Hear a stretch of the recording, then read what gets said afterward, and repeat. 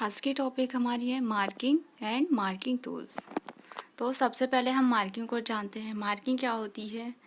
कोई भी कट पीट जो हमारी कट पीस होती है उसमें क्या होता है, किसी कट पीस में हमें सर्किल बनाना हो गया तो सर्किल हम ऐसे अचानक तो बना नहीं सकते हैं, उसमें किसी टूल्स की ज़रूरत होगी जिससे हम पहले क्या करेंगे, सेंटर निकालेंगे, फिर हम उसमें क्या करेंगे, उसे राउंड शेप देंगे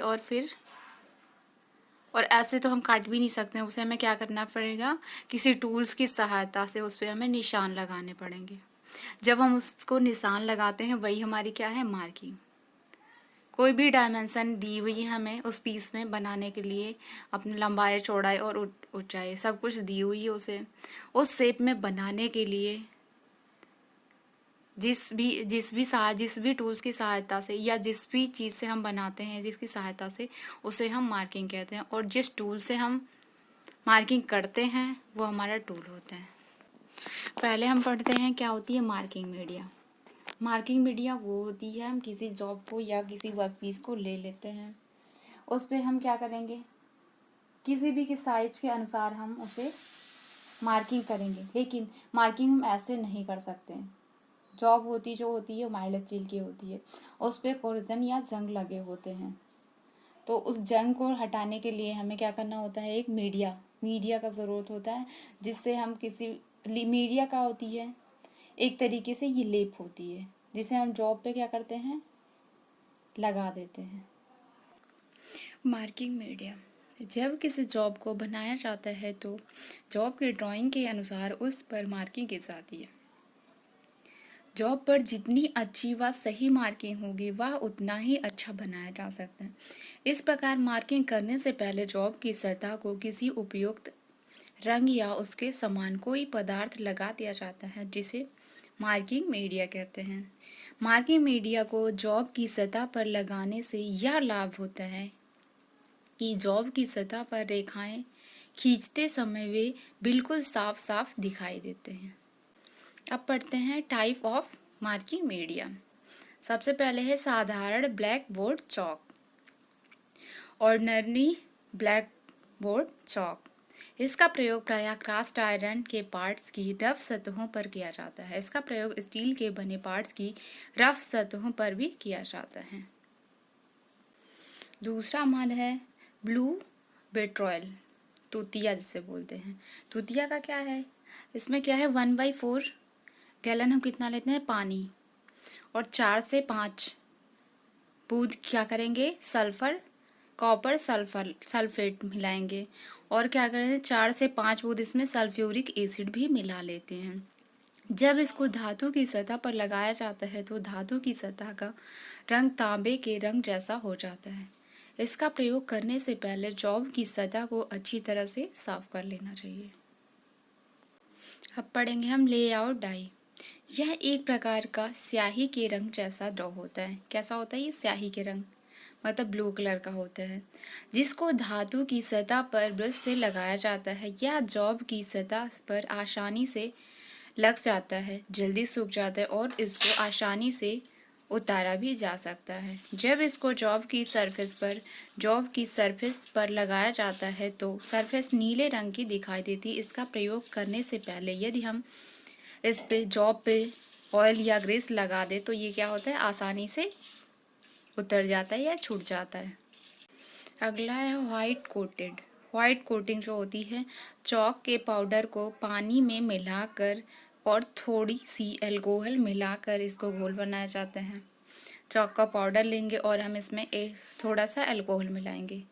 अल्कोहल मिलाने से ये लाभ होता है हमें कि जो हमारे कोरोजन लगता है, जंग लगा होता है, ये नहीं लगता है और जल्दी सूख जाता है। इसका प्रयोग भी हम किसकी सहायता से, हाथ से नहीं करते हैं, क्योंकि इसमें अल्कोहल होता है।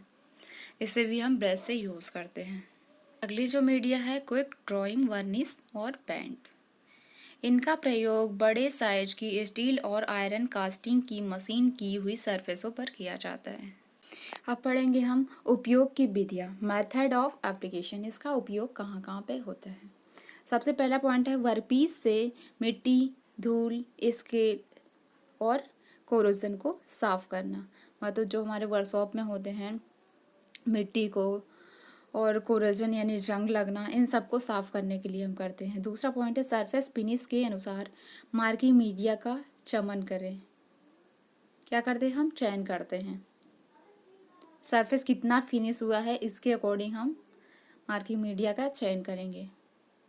सरफेस फिनिश नहीं होगा तो हम बहुत लो क्वालिटी की मार्किंग मीडिया यूज़ करेंगे, जो होती है हमारी ब्लैक बोर्ड वाली, जो चौक होती है वाइट वाली, उसका यूज़ करेंगे। तीसरा हमारा होते हैं ब्रश की वर्टिकल और हॉरिजॉन्टल मोशन के द्वारा मार्किंग मीडिया की यूनिफॉर्म पतली परत लगाएं। हम जो परत उस पर लेयर चढ़ाएंगे, जो भी कोई कोटिंग करेंगे, उसे हम हाथ से नहीं करेंगे, उसे ब्रश से करेंगे और वर्टिकली और हॉरिजॉन्टल दोनों में कराएंगे। उसका दोनों में मोशन होगा और बहुत आराम से धीरे धीरे यूनिफॉर्म। इसके साथ साथ कुछ सावधानियां भी इसमें हमें क्या करनी है, वो बरतनी पड़ेगी। पहला है मार्किंग मीडिया का प्रयोग करते समय इस बात का ध्यान रखना चाहिए कि जॉब की सरफेस पर मार्किंग मीडिया की अधिक मोटी सतह ना जम पाए। मतलब कि जब हम कोई कोटिंग कर रहे हैं किसी भी चीज़ की, जितने भी हमने अभी मीडिया पढ़ी है उसमें से कोई भी मीडिया पढ़ रहे हैं तो उसे हमें बहुत पहले बारीकी से करना है। क्या करना है? देख के करना है कि कहीं ऐसा तो नहीं है कि कहीं लेयर मोटी हो रही, कहीं पतली हो रही। एक यूनिफॉर्मली करनी है, और ऐसा नहीं कि यूनिफॉर्म चल रहा है तो बहुत मोटी लेयर हो रही, नहीं, अपने जॉब के अकॉर्डिंग ही करनी है और बहुत पतली लेयर करनी है। बस हमें इसका मतलब मीडिया करने का मतलब यही होगा कि जो हम लाइनें खींचेंगे उस पर मार्किंग करेंगे वो हमें क्लीन लाइन दिखेगी, बस इतना ही फर्क होता है। अगला है जॉब की सरफेस पर मार्किंग मीडिया की तह पूरी सरफेस पर बराबर लगनी चाहिए।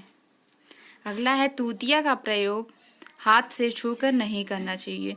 जो ब्लू बेट्रॉयल है इसका प्रयोग हमें हाथ से नहीं करना चाहिए, ये केमिकल होता है।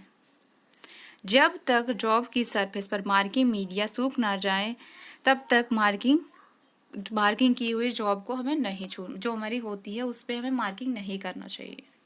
अब पढ़ देंगे हम मार्किंग आउट क्या होती है। मार्किंग आउट को कहते हैं जब किसी जॉब को बनाया जाता है तो उस पर ड्राइंग के अनुसार मार्किंग करनी पड़ती है। क्या है? ड्राइंग के अनुसार हमें कोई जॉब दे दी गई और हमें एक ड्राइंग दे दी जाती है, उसके अकॉर्डिंग हमें क्या करना होता है? मार्किंग करनी होती है। मार्किंग के अनुसार कारीगर जो होते हैं हमारे, कौन? वर्कर, जॉब को तैयार करता है। इस प्रकार जॉब बनाने से पहले उस पर मार्किंग करने की क्रिया को हम क्या कहते हैं? मार्किंग आउट कहते हैं। ठीक है। मार्किंग आउट का मतलब सीधा सा फंडा है कि जैसे हमें कोई पेज में ड्राइंग दे दी गई है और उसके अकॉर्डिंग हमें एक कोई वर्क पीस दे दी गई है, उसी को देख देख के हमें क्या करना है? उसकी आउटिंग करनी है। मतलब ये चीज़ यहाँ डायमेंशन है, ये चीज़ ऐसे है, ये लंबाई, ये चौड़ाई, ये ऊंचाई इतनी इतनी, और सब कुछ हमें देखना है। तो ये क्या है? Marking out. ठीक है। अब मार्किंग आउट के उद्देश्य क्या हैं? मार्किंग की हुई लाइन जॉब बनाते समय कारीगर या वर्कर का पथ प्रदर्शन करती है, जिससे वह जॉब को सही माप में बना सकता है। मार्किंग का उद्देश्य क्या होता है? मार्किंग के उद्देश्य ये होता है, सब मार्किंग हम इसलिए करते हैं कि किसी भी जॉब को सही तरीके से पूरी एक्यूरेसी के साथ सही ढंग से हम उसे बना सकें, जैसा कि हमें बोला गया है। दूसरा है मार्किंग करने से कारीगर को यह पता लग जाता है कि जॉब का सही आकार बनने के लिए फाइलिंग या मशीनिंग के द्वारा धातु की कितनी मात्रा कटनी है। मतलब जब हम उसे क्या करते हैं? मार्किंग कर लेते हैं, तो मार्किंग करने ऐसा तो होता नहीं कि हमें एक्यूरेट, हमें पता ही नहीं होता है कि ये कितना है तो ये कितना है, कुछ तो कुछ हमारा बढ़ा हुआ होता है। मार्किंग करने के बाद कुछ ओवर साइज होती है। ओवर साइज जो होती है कुछ कभी कभी जॉब में बहुत ज़्यादा होती है, और कभी ऐसा होता है कि फाइल से ही हम उसे धातु को कट कर सकते हैं, और कभी क्या होती है उसे मशीनिंग हमें करना पड़ता है काटने के लिए। अब पढ़ेंगे हम लेइंग आउट टेक्निक्स। इसकी टेक्निक क्या होती है? मार्किंग करते समय सबसे पहले सीधी हॉरिजॉन्टल, वर्टिकल और कोड वाली लाइनें खींचनी चाहिए। क्या क्या? सबसे पहले हमें क्या करनी है? सीधी।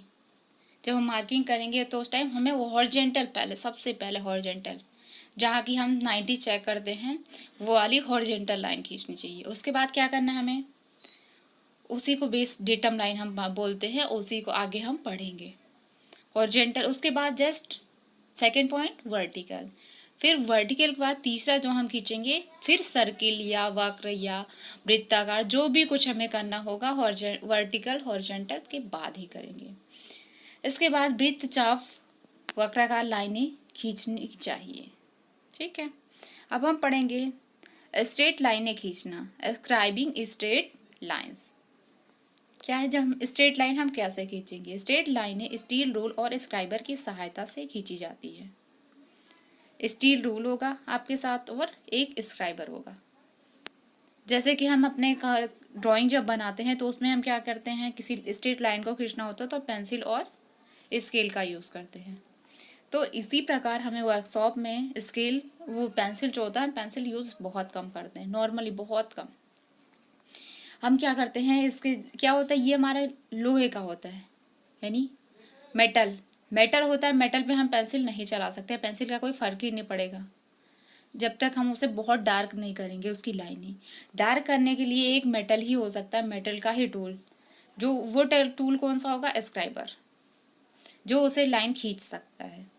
स्ट्रेट लाइन रूल और स्क्राइबर की सहायता से खींची जाती है। स्क्राइबर की जो पॉइंट होती है मोशन की दिशा में होनी चाहिए, जो उसकी नोक होती है एकदम